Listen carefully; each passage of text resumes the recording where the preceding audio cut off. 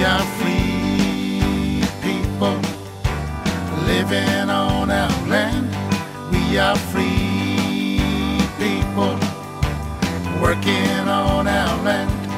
We are free people living on our land. We are free people working on our land.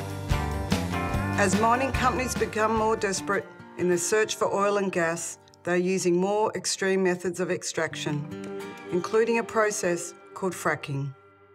Fracking has been used in Eastern Australia and overseas for several years. Now the gas companies are starting to use this risky process in the Northern Territory to develop shale gas reserves on land and offshore. Water. I was talking about water the other day, about this gas company coming in to drill in our country. And we don't want anybody coming in and destroying that area because we got song lines, we got history and everything. It's very beautiful, that country, for me and you to share. We didn't know this thing called fracking. We didn't know anything about shale gas. I've only ever grew up knowing about Ranger mine, open cut mine, and bachelor rum jungle mine. When he said the word fracking, we didn't understand the word fracking. We started doing research, and more we learned about it, the more alarmed we was. And we thought about, okay, it was up to me and her, it was up to us to make a voice, it was up to us to alert everyone in Arnhem land, especially in Mellor, affected area where this fracking was going to start.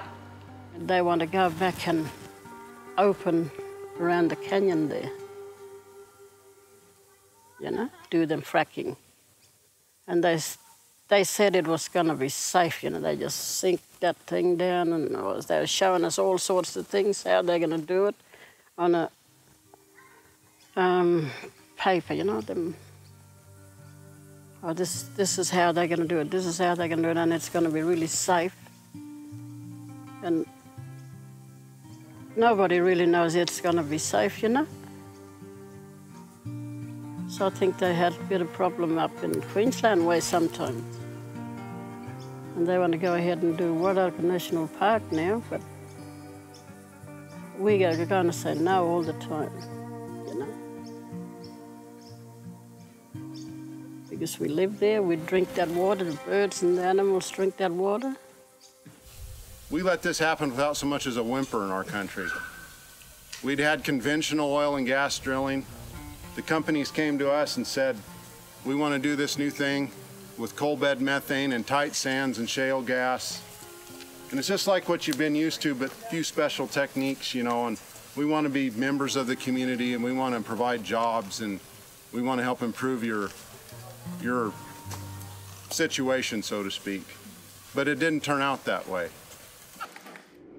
Fracking involves drilling a gas well deep into the earth and pumping lots of water, chemicals and sand into the ground to crack the rocks and get the trapped gas to flow to the surface. Fracking can poison underground and surface waters with toxic chemicals and gas when wells fail or leak. In Eastern Australia and overseas, fracking has been used in many areas, including near towns and farms. There have been lots of chemical spills, gas leaks and incidents of poisoned water caused by fracking. Even after 10 or 20 years, when the gas company has left and the wells have been shut down, some gas can leak and continue to poison the land and water. It's changed everything about our farming operation. We can't drink the water out of the wells anymore. We have to ventilate our homes so they won't explode because of the methane that comes out of the water. Once that fracking goes ahead, we won't be able to drink the water from the well or the streams. We want to keep it clean and fresh and everything alive for you and me and the next generation to hold on to. If fracking goes ahead, what then? Just imagine if something goes wrong, how are we supposed to go back on country? We won't have the access on country like we used to. there'll be a barrier, there'll be fence up that we are not allowed to go back on country. How are we supposed to explain that to our children when they want to go back there and hunt and gather? And then what about our water system? In Arnhem land, we've got volumes of water that come from the stone country, come down on the floodplains into the ocean. We hunt along the rivers. We go to our billabongs, natural springs, eat and drink water there. Imagine if that water is contaminated from one little area to a vast area. How are we supposed to survive? If it get contaminated, we'll probably end up dead or with diseases like cancers and all that for drinking that contaminated water. Poison wastewater from fracking is stored in big dams that can leak or overflow during flooding. Some companies get rid of this wastewater by dumping it in creeks and rivers or pumping it back underground. That's the main concern, is what's going to happen there with this water usage, both iron ore, and ilmenite mining, and this fracking mining. All of it uses a fair bit of water. Some of those exploration applications have already been approved, and in particular the one up at the headquarters here, which is sort of north of the Wattarka thermal hot springs there. Basically it's just going to stuff the whole area, because as you're well aware, everyone relies on water. If we've got no water, we've got nothing. I just thought, was thinking of the fracking part alone, so just how terrible that is with the just totally wrecking water and stuff. So that's bad enough on its own. But after watching the video where it shows those gas plants everywhere, dotted all over your whole countryside, that's doubly worse. Pipelines, plants, accommodation. There's no way you could run a business. There's no way you could run a cattle business with that. We've got the last untouched country in the Gulf, and we need to protect that country. And also we need to protect all our dreaming sites, sacred sites. You know, we live off this land, bush tuckers and all that, you know what I mean? Well, that'll take everything away from us. That'll take our land away, that'll take our dreaming away, that'll take our stories away, our culture will be nothing. That's why we're here standing strong and fighting for it and showing people our culture, because our culture tells us that we come from the country. We are the people from the country, and all their dreaming, you know, out there, that's our proof, that's our evidence out there in the land. Shale gas production often needs thousands of wells to extract gas from underground. One well can quickly turn into a gas field with many, many wells. Lots of bush has to be cleared to build well pads, gas pipelines and roads for trucks. Gas fields also have big noisy processing plants and compressors running day and night. The mining mob come to us asking for permission to do fracking on the park. And we told them that we didn't want any fracking on the park because, you know, we live off that water there in the streams, you know, under the ground. I don't know what will happen if they do contaminate the water, you know? Yeah. That's what it's all about, I reckon. And we don't want our park to be thinking about miners, you know? Looking around for that thing, fracking things. We just want it to be the way it is. Because it's got, you know, tourism values, cultural values, and park values, you know? That land is special to us. Tourism, you know, they go to see a rugged land, you know? They don't want to go and see wells sticking up, you know, out of the ground or anything like that, big trucks going backwards and forward. You know, that's just going to wreck the wild, rugged beauty of that land. Toxic chemicals and gases from the gas fields pollute the air and make the global warming problem worse. In communities near gas fields, some people are getting very sick since the gas companies moved in. I guess the first health impacts I really saw were with my mother-in-law. She lost her sense of smell and her sense of taste. And at first we thought maybe it was something unique to her, but now my wife is having the same problems. And a lot of the neighbor ladies are losing their smell and their taste.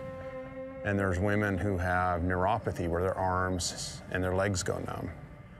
And a lot of the men suffer chronic fatigue and ringing of the ears and chronic headaches. But I think the thing that probably disturbs me the most are our children seem to be the most susceptible to this. Kids with nosebleeds, kids with kidney failure. We can't even hardly go outside at times because the fumes from the production tanks are horrible. We have BTEX chemicals that evaporate out of the tanks. You can taste it. It's not just that you've got this tinny taste in your mouth. You can't eat. You get to the point where you start to throw up because it is just so intense, this horrible taste in your mouth. Then we've got the constant headaches. Then you've got the nosebleeds, and I'm not talking about a nosebleed, I'm talking about nosebleeds that last for 3-4 days in a row non-stop. Despite all the environmental and health risks from fracking, the NT government is pushing ahead with this unsafe industry, promising jobs and development opportunities. Open for business. Maybe your business, but it's not ours. The Aboriginal and Torres Strait Islander people. It's your business. It's not our business. Our business is to look after this country, look after this land today, how it has been for the last, 300,000 years. Politicians seem to be very pro mining and not really listening to the people, the community. There's very few people that I know that are for it, other than the odd person that's making a few bucks out of it. Me and you gotta work together, find some solution how we can work together and maintain this country, look after it better way instead of chucking poison down the beautiful earth we have here in our ground and our water system. There are already gas exploration licences and applications over more than 90% of the territory, all the way from coastal Arnhem land, through the Gulf country and right down to the Central Desert. The territory's wet season makes fracking operations and managing wastewater dams even more risky up here than in other parts of Australia. In the territory we don't get little rain. We get monsoon, we get cyclone. And they try and tell us, oh, it's going to be all right. No, it's not going to be all right. Because you don't know that. You don't know this area. You don't know this land. We know it better than you. How can you tell us that? The large amount of water used in fracking would also put severe pressure on the territory's healthy underground water supplies. This water is important to the survival of people, animals and plants across the arid regions of the NT. Because we drink that water, we got bores there and we just pump water when we run out. We just put the bore on and just pump the water out. And if they contaminate that, well, what we got to drink, How can they clean that mess up? The use of traditional fire management practices to care for country would not be possible around gas fields due to the risks from gas leaks and explosions. There are not many legal options for landholders to stop unwanted drilling, and there are no strong laws or environmental regulations to protect our land, water and communities from fracking. Yeah, I wanted to talk a little bit about the process of getting fracking approved or a fracking operation approved on Aboriginal land in the Territory. So it's a different procedure from a pastoral land or freehold land for Aboriginal land, and it means that the traditional owners of a piece of Aboriginal land have a significant amount of power to say yes or no to fracking. But they have that power at the earliest stage, so that's prior to exploration by a company. First step of the process is the traditional owners say, yes, NLC, you can negotiate with the mining company to come up with an agreement to allow exploration on the land. After they get to that point, the NLC will then negotiate with the mining company and come up with a formalised written agreement. That agreement will then be presented at another meeting to the traditional owners, who will then find out what the mining company will do for them in terms of royalties, in terms of payment. They might agree to put in place an educational facility or other things, and that agreement will either then be agreed to by the traditional owners or not. If they agree to that agreement that's been presented to them by the mining company and the NLC, the company will then be allowed to do fracking exploration on their land. After that point, they have no ability to say no again, and that means that fracking exploration can take place, and quite often that involves fracking itself.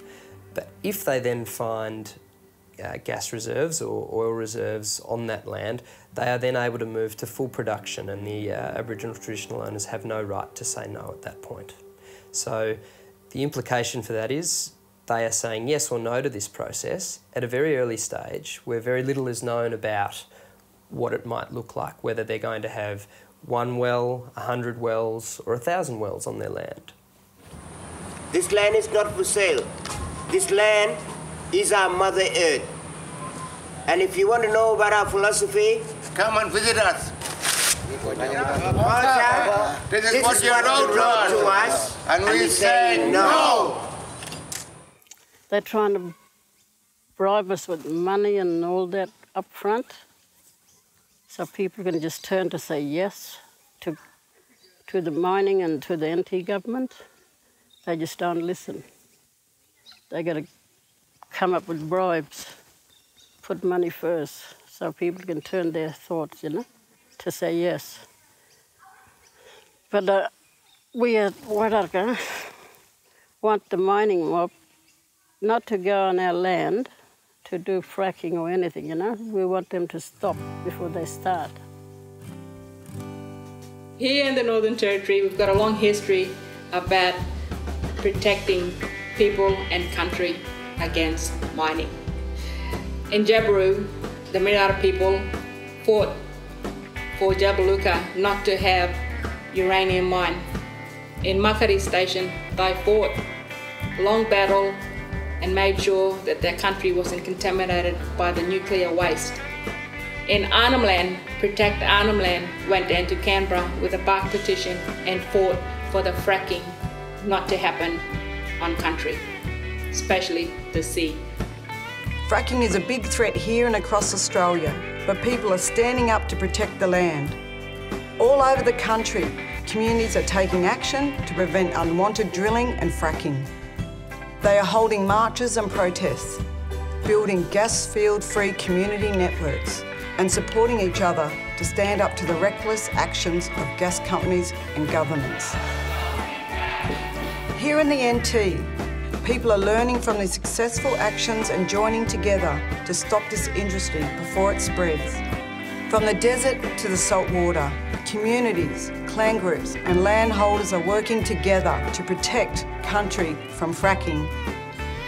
More and more, the community, councils and country are banning fracking because of the damage it's causing on land and sea. As one voice, we need to get together and fight for our freedom and making sure that our environment is healthy and safe. They mucked up the other areas around the world, and now they're going to come to the last frontier in Arnhem land, where there's the last low language.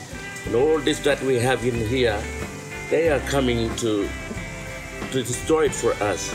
To protect Arnhem land is for you and me.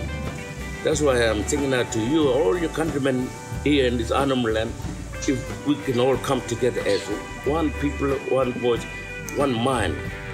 Come and join, protect Arnhem land, please. It's up to us to make sure that this doesn't happen again. We need to look after our country. As Aboriginal people and of Australian, please, we need to make sure that our environment stays with us for the long term. If you got mining on your country, speak up for your rights. Don't let the government walk all over you. It's time to say no to mining.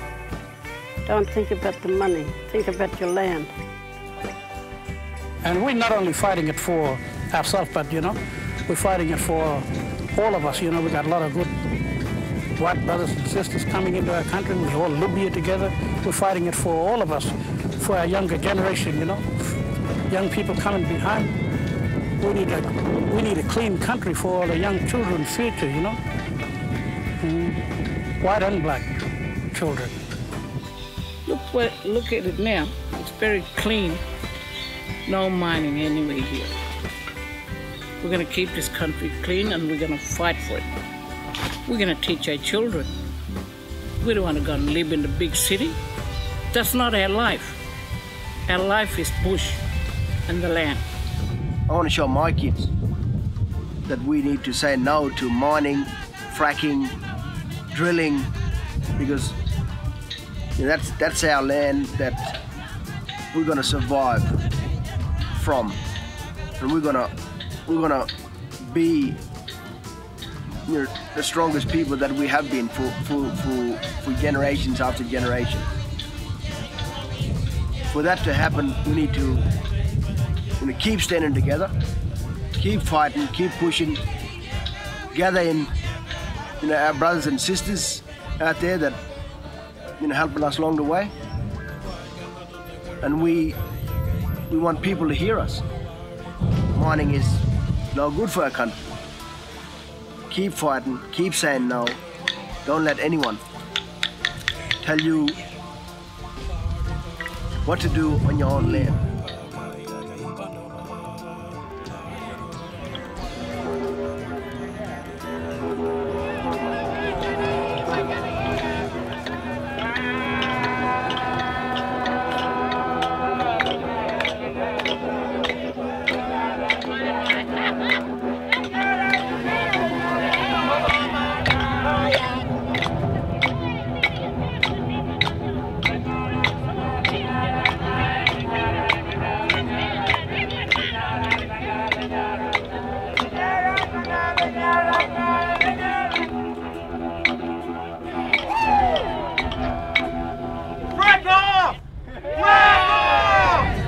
We are free people living on our land. We are free people living on our land.